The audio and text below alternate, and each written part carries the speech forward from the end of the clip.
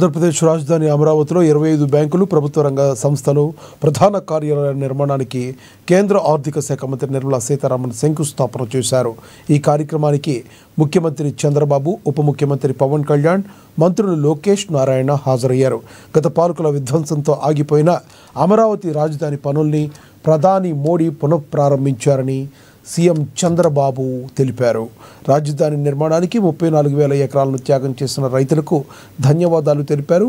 ఇక ఆర్థిక వ్యవస్థ బలోపేతానికి ఇదొక బృహత్తర కార్యక్రమని డిప్యూటీ సీఎం పవన్ కళ్యాణ్ పేర్కొన్నారు. అమరావతి ఆర్థిక కేంద్రంగా నిలుస్తుందని ఆయన ఆకాంక్షించారు.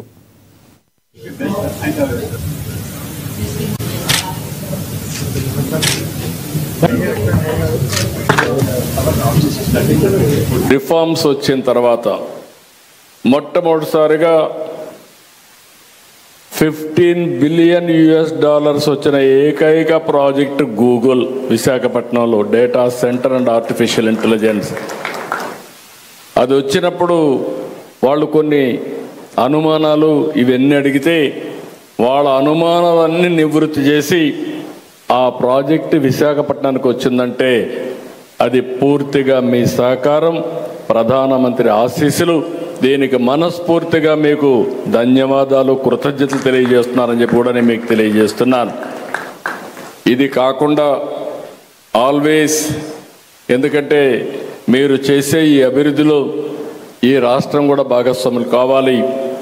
అందుకే ఈరోజు పోలవరం పూర్తయిన తర్వాత అన్ని రాష్ట్రాల కంటే ఆంధ్రప్రదేశ్కు ఒక అడ్వాంటేజ్ ఉంది.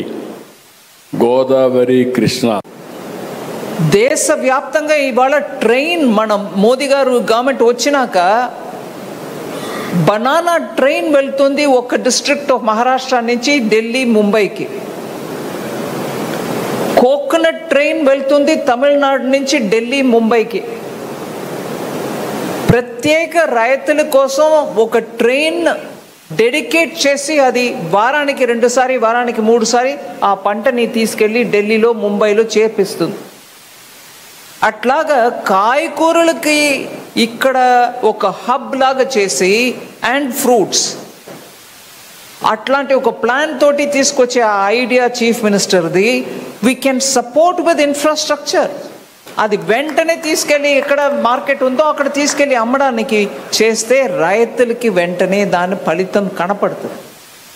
సో అట్లాంటి bright futuristic ideas, food security, food in fact prime వైజాగ్లో మీరు పెట్టుబడులు దాదాపు జనవరిలో 2 లక్షల కోట్లు పెట్టుబడికి ఆ రోజు ముందుకు తీసుకెళ్లారు. 7.5 లక్షల ఉపాధి అవకాశాలు, 2 లక్షల కోట్లు. అలాగే అమరావతి పునర్నిర్మాణానికి మే నెలలో 1,07,000 కోట్లు, కొన్ని వేల మందికి ఉపాధి అవకాశాలు.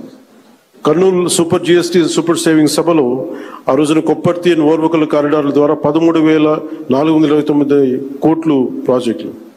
విశాఖ స్టీల్ ప్లాంట్ మూసేస్తారు, ప్రైవేటైజేషన్ జరుగుద్ది అని ఒక స్టీల్ ప్లాంట్ తిరిగి రివైవ్ చేసి దానికి 11,000 కోట్లు మనకి కేంద్ర ప్రభుత్వం గౌరవ ప్రధానమంత్రి మోదీ గారి ఆధ్వర్యంలో ఇవ్వడం జరిగింది. 60,000 ప్రత్యక్షంగా పరోక్షంగా ఉపాధి అవకాశాలు వస్తాయి దీనివల్ల. అలాగే పోలవరం ప్రాజెక్ట్స్ ముందుకెళ్తుందో లేదో అనుకున్న పోలవరం ప్రాజెక్టుకి ఈ రోజున కేంద్ర ప్రభుత్వం 12,500 కోట్లు కేటాయించడం జరిగింది. అమరావతి రాజధాని వైజాగ్లో మీరు పెట్టుబడులు దాదాపు